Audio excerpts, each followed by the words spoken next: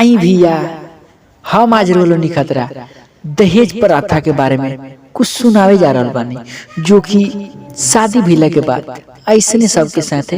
घटना घटेला। तो गाना बा कातना गजनिया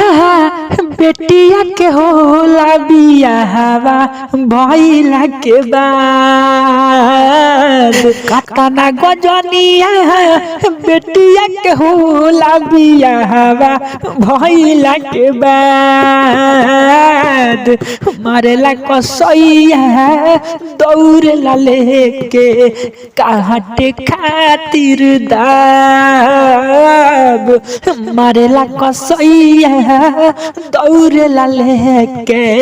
काटे खातिर दाब, काटे खातिर दाब, काटे खातिर दाब।